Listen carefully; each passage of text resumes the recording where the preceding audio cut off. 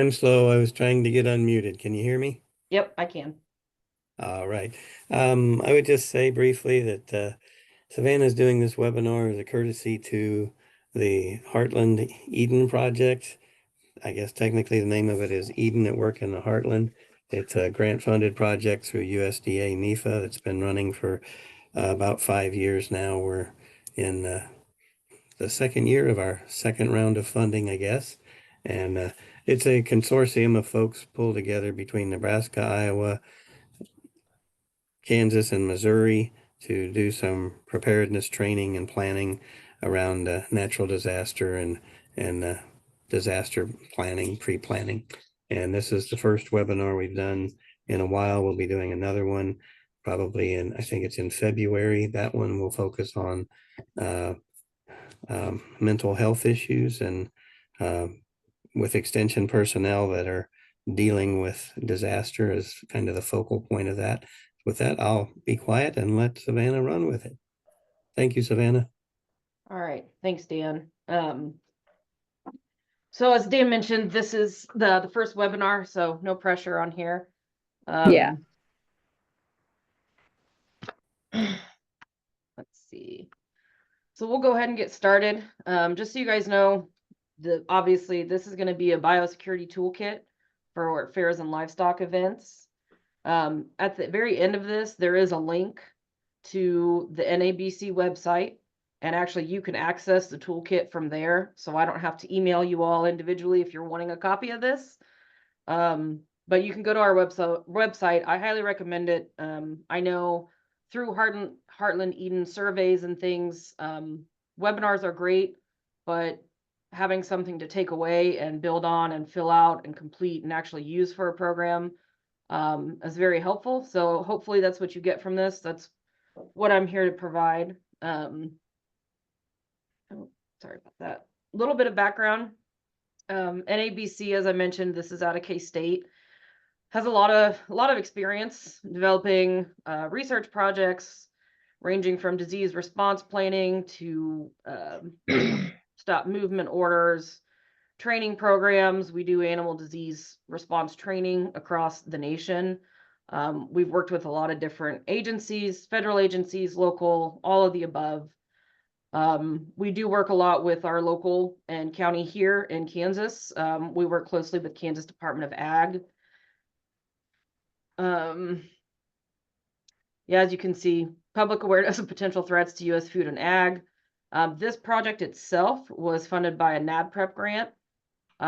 We were actually very lucky to work with a lot of really great people from Washington State, University of Nevada, Reno, South Dakota State, Wisconsin, Madison. The American Royal was actually really beneficial in going through this whole toolkit to say, yes, this works, this doesn't work. Same thing with the International Association of Fairs and Exhibitions. They were extremely helpful in making sure that we could make this as usable and user-friendly as possible, and as well as our livestock extension.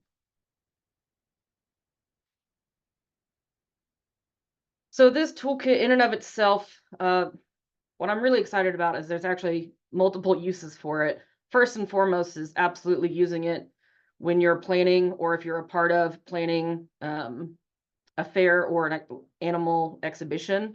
So organizers, local emergency management officials, event volunteers, or employees, depending on the size. I know extension agents are heavily involved in the fair, livestock owners. So this toolkit is for all of you, helping plan for the overall safety of people and the animals being exhibited. It also provides continuity of operations for the event. The other really nice thing is the training opportunities. So we'll get to that, but there is a training and resources section of this where we have a lot of really great resources that you can go to for more training. I do want to state this just out front. It is a guide only. While I understand, especially here in Kansas, everything it varies in size and scope and staff and volunteers only. So you may not use everything on here. The nice thing is that you can edit it to your event. These are just recommendations. None of this is mandatory from either the state or USDA. Just keep that in the back of your mind. This is for a guide for you all. It won't supersede or replace any policies and procedures you already have in place. For instance, I know Riley County Fair here has requirements that they have internally. So this doesn't replace anything you already may have. The reason we started doing this project is some of these headlines that have popped up. County fairs cancel live poultry shows to avoid bird flu. EHV, an entire facility was quarantined. In Missouri, sorry, Dan, to call you out, but the rabbit show at the Missouri State Fair was canceled. Horse show was canceled amid fears of an outbreak. So these are just some of the headlines that, while they may be scary initially, this toolkit is really here to help you prepare for some of that and prepare for a potential response. So we'll go ahead and jump into how to use this toolkit. And also feel free to just stop me if anybody has any questions. My colleague Adrian is going to be monitoring the chat. So if you'd like to toss it in there, feel free as well. So the toolkit itself, it is a PDF document. It's divided into 5 different sections. So we've got the hazard vulnerability analysis. Some of you may have heard it as a THERA or a risk assessment. It's all the same. Second section is essential information. Then we have incident management. We have a biosecurity plan. We have a crisis communication plan. So as you can see, even already all of these sections, you could just pick one and use one. You don't have to use all of these, but they can work independently. So each section is divvied up like this. You'll see a training and awareness tab. So we have a biosecurity training resources section for each one of these. So you'll refer to that in the appendix, and it will list all of the resources that we recommend that you can watch beforehand to get you and your team familiar and understand what this section is going to be about.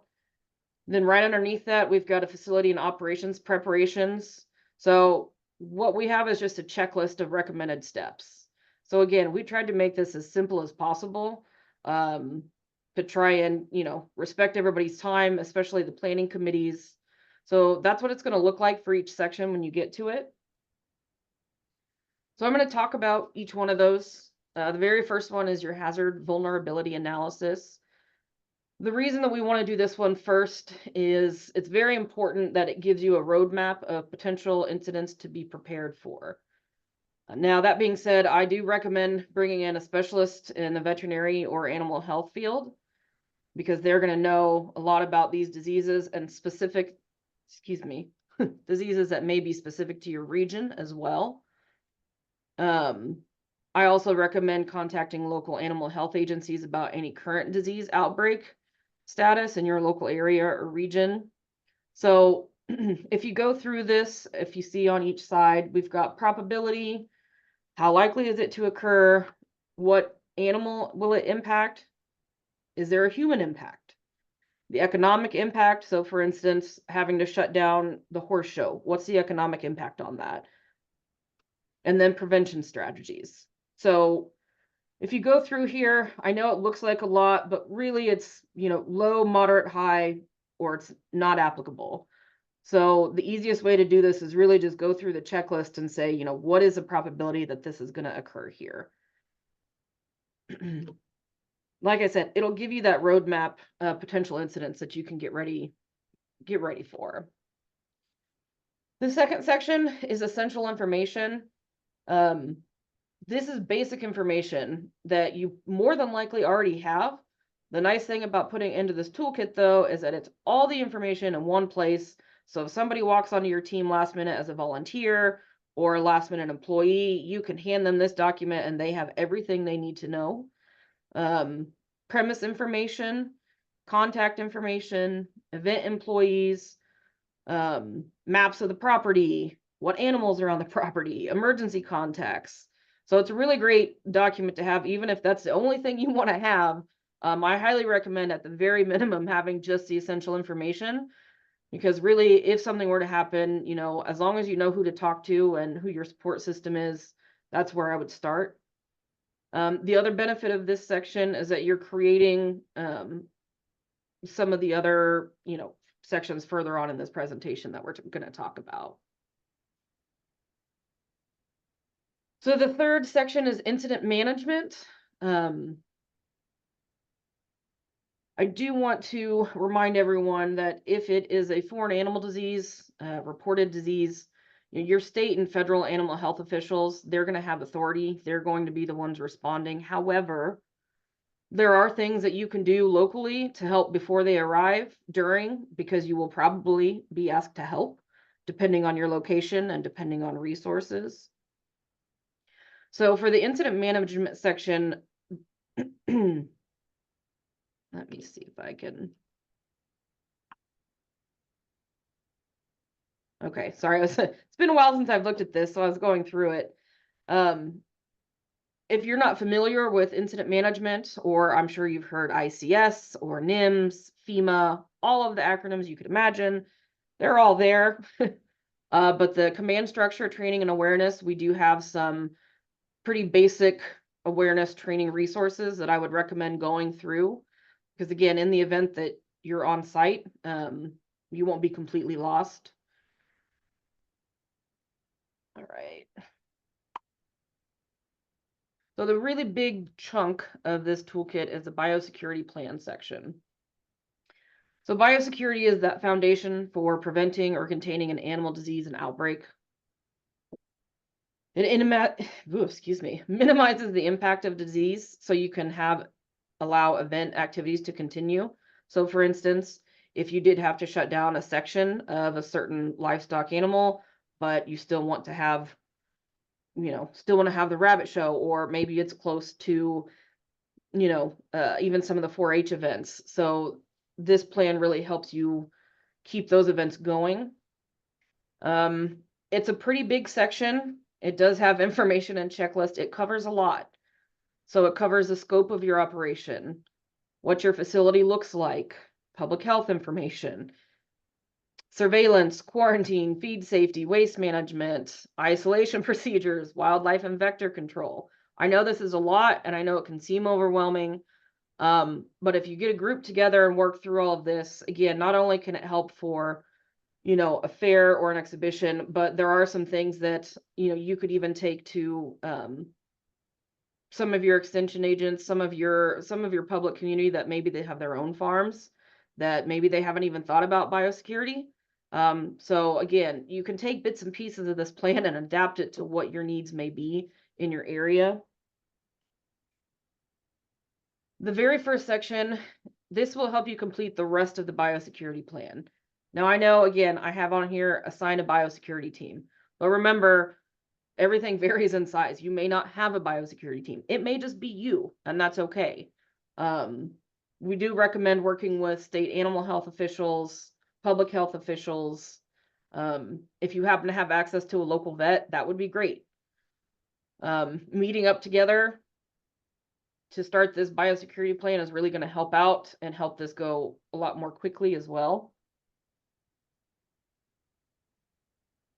So just to give you an example of what it looks like, one of the first sections is public health and zoonosis.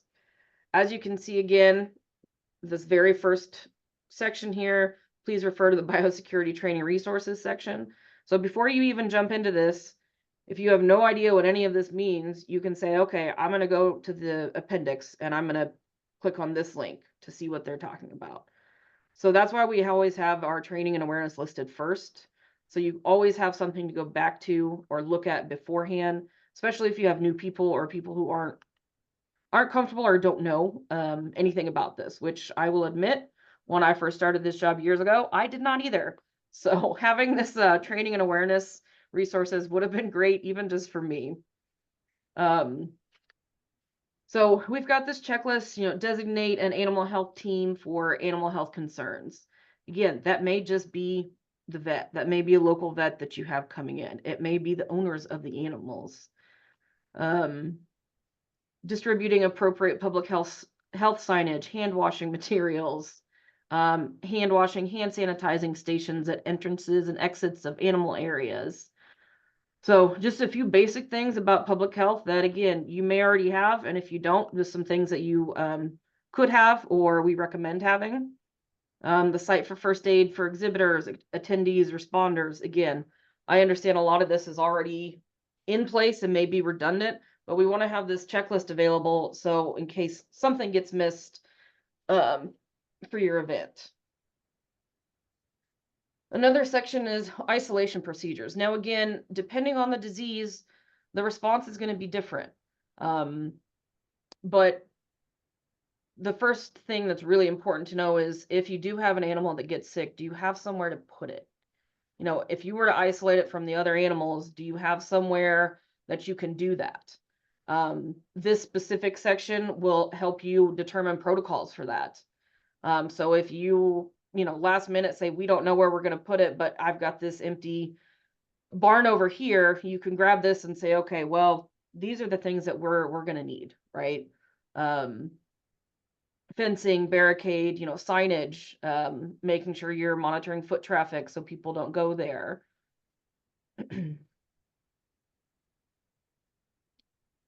Feed safety is another one. Again, pretty basic, but keeping feed in dry locations, off the floor, off the ground.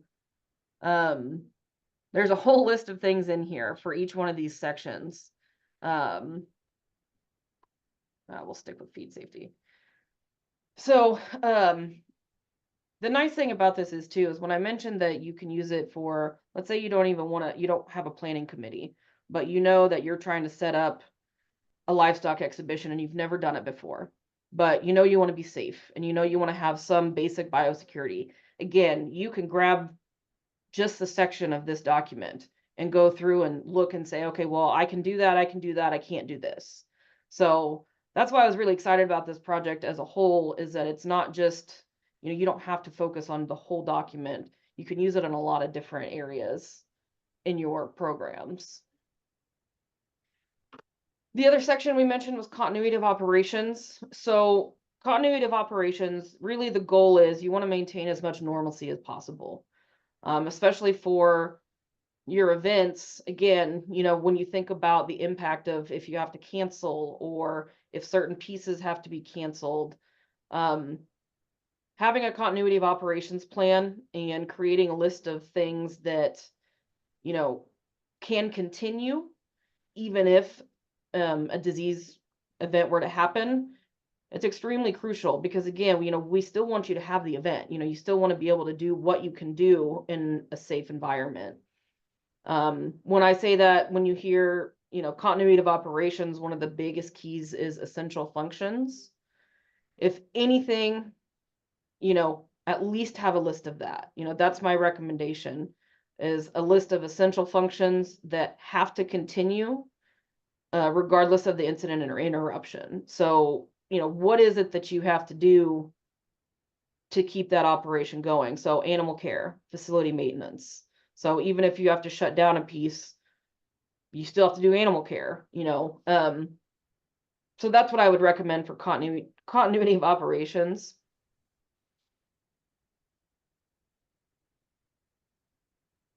So this is another large piece. I have a personal connection with crisis communication and some of my past education, so I'm a big fan of this. Again, just to use separately if you need to. We do provide a crisis communication plan for you built in here. So keep in mind, again, if it's a reportable disease, your Department of Ag, USDA, they're going to be guiding those communications. But if not, your event as an organizer, you may be asked to speak with media or other members of the public. So this communication plan, you can see here that we've got it split up into different things: crisis communication team members, predetermined media control site. I won't go through all of them right here, but so again, just a checklist, really simple, to have a predetermined media control site. And when you're there, what should you have there? You know, desks, tables, chairs, computer, walkie-talkies, first aid kit, food and beverages. So depending on the size, you may have all of them, you may have none of them, but at least having an area where you know you can send the media, even if it's just over there in the corner, we don't have tables, that doesn't matter. Just know where you need to send them if the media shows up. So this is methods of communication. You know, how do you communicate with information about this incident?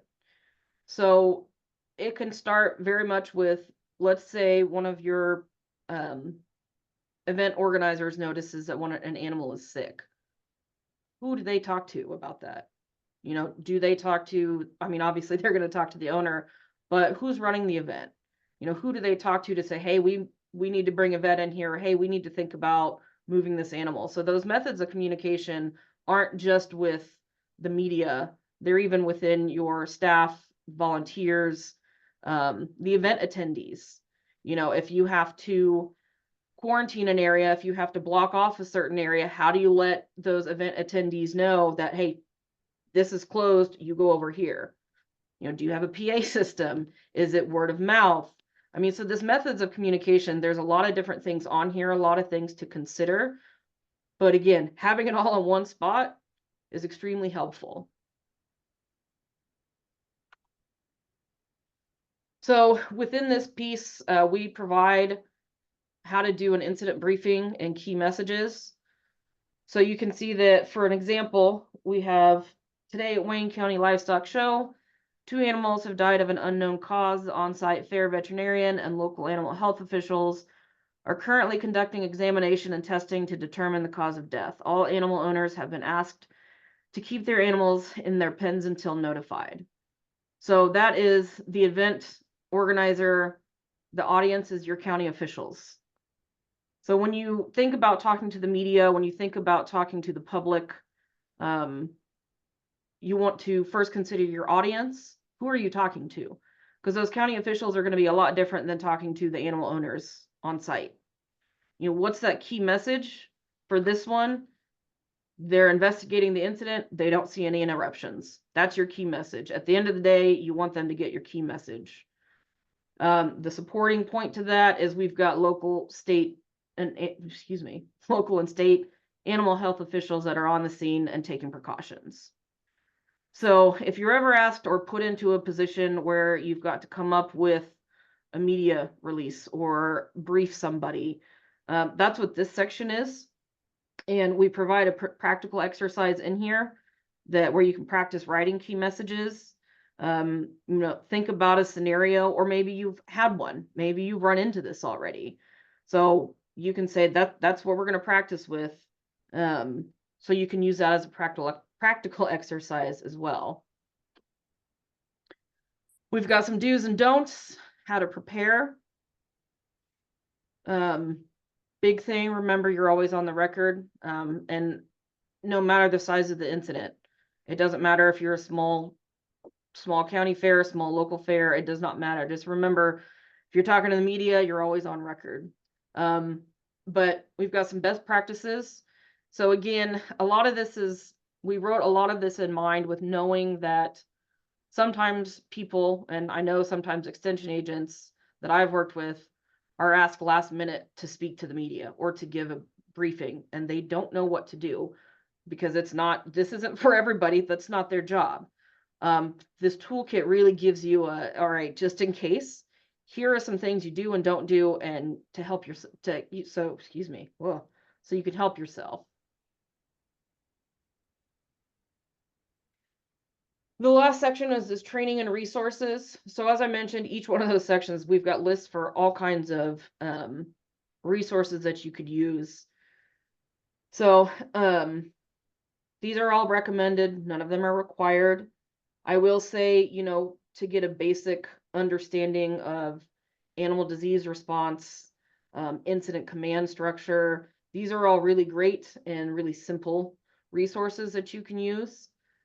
This is where, when we worked with some of those outside resources like Washington State and University of Nevada, Reno. These are a lot of the resources that they recommended their group as well.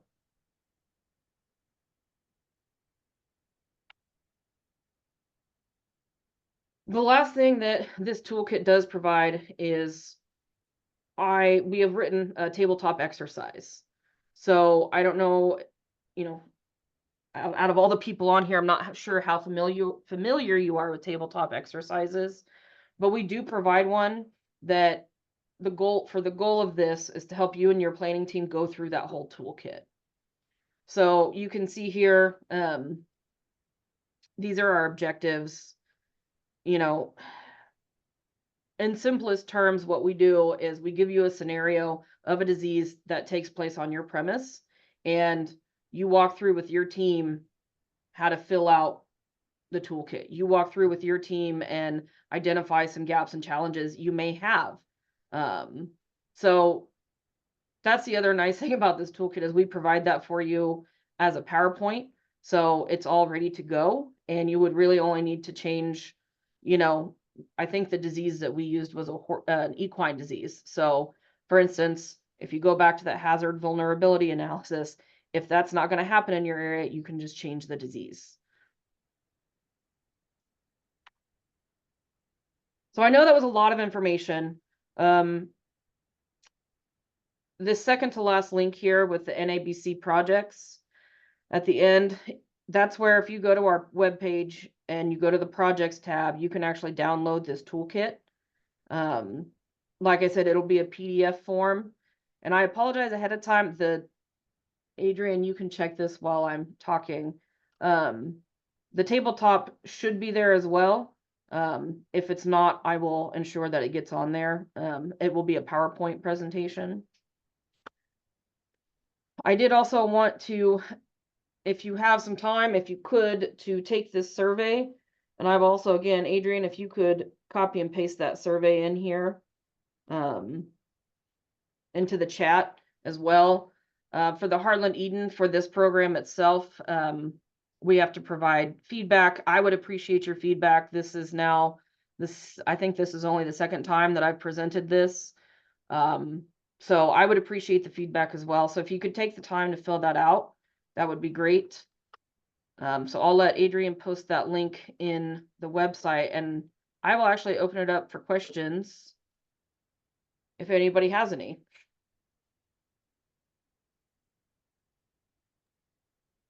Hey, Savannah, it's Sonny. How are you?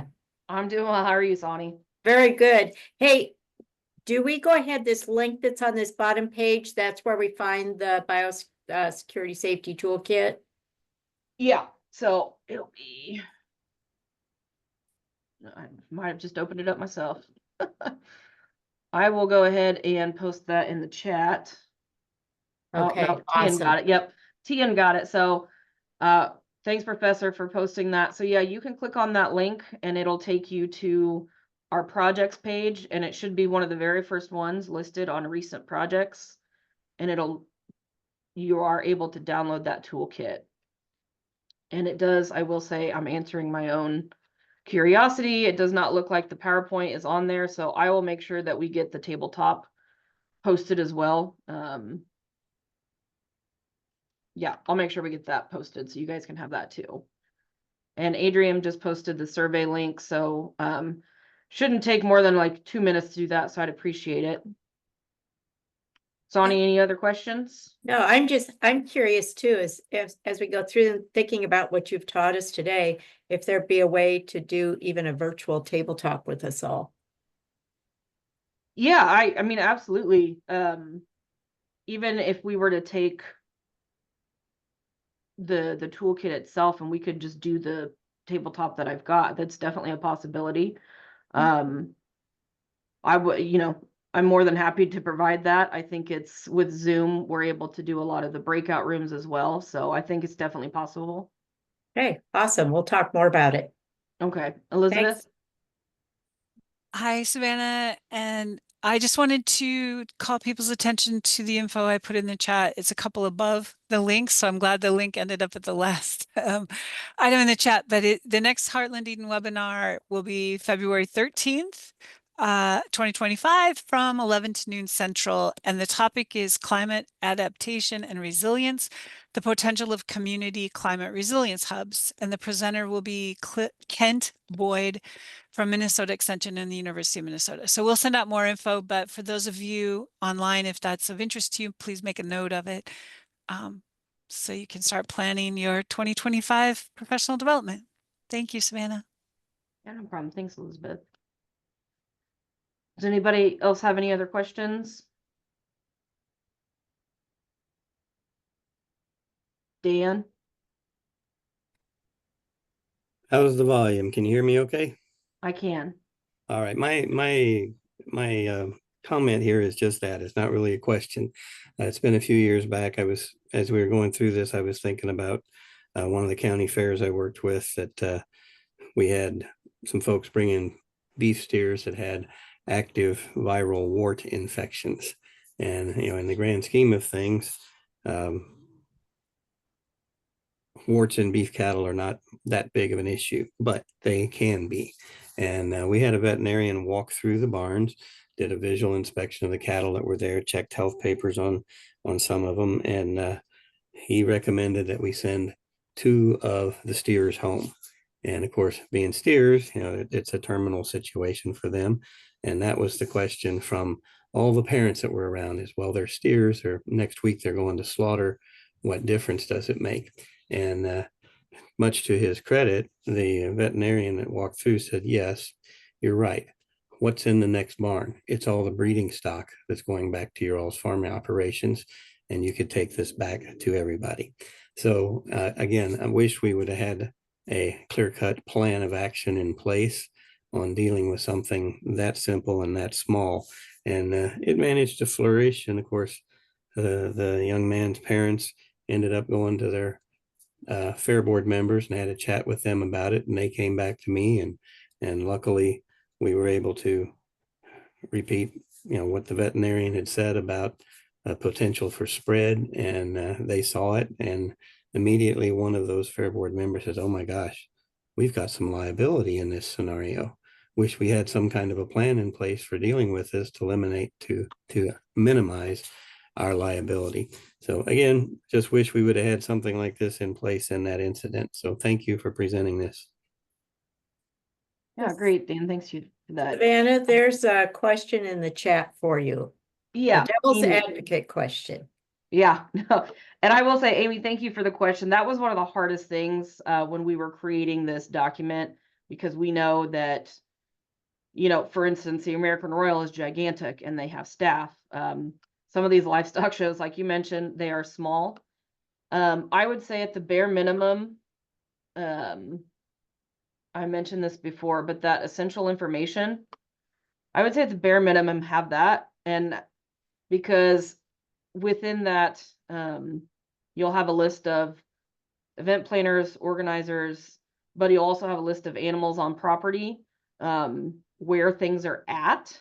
So, and those emergency contacts. So again, I think bare minimum, just having that would be extremely beneficial, because worst case scenario, if something were to happen, you can say, okay, but I've got, I know how many animals I have on here. I know how many animals are in this location, and I know who to talk to about it. So I would say at the very minimum, have that essential information. And then going through this with the biosecurity. So on step 4, which I can actually show you here.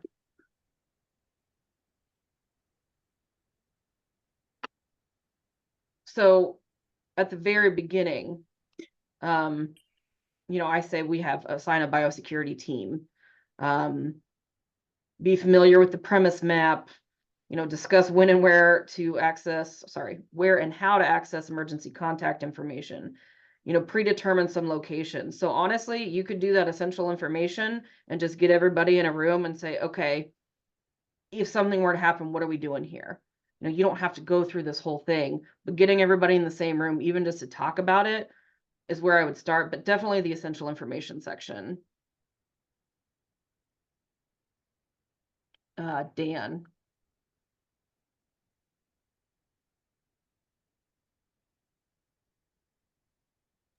I'm sorry, my hand's still up. It wasn't supposed to Okay. be up. Amy, did that answer your question?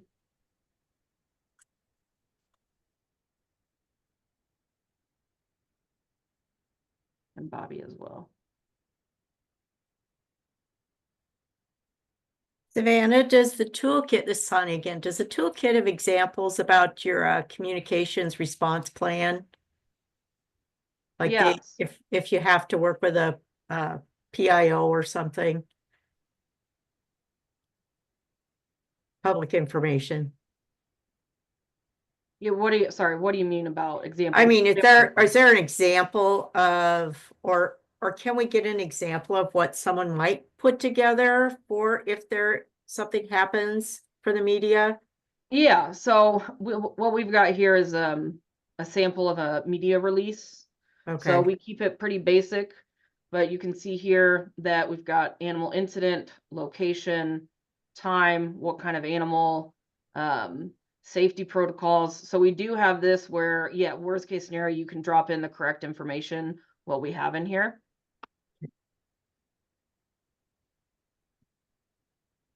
good, thank you.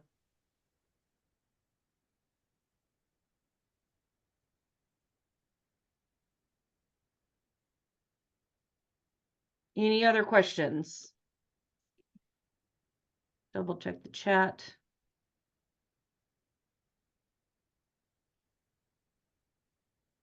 All right. Well, I will give you back some of your time. I really do appreciate all of you being able to join. I know it's a lot of information, but if you get a chance to look at the toolkit, you can go through it and just figure out what works for you, what works for your team. We made it very, like I said, there's a lot of stuff on here. We did it specifically because these events range in size. So just know that going in, yeah, of course, you may not be able to do it all. These are just recommendations. But I appreciate your time and really hope that you get a chance to go through that. And again, I will make sure the tabletop PowerPoint gets posted on the project's website that we just posted in there. So if you want to have access to that, you can.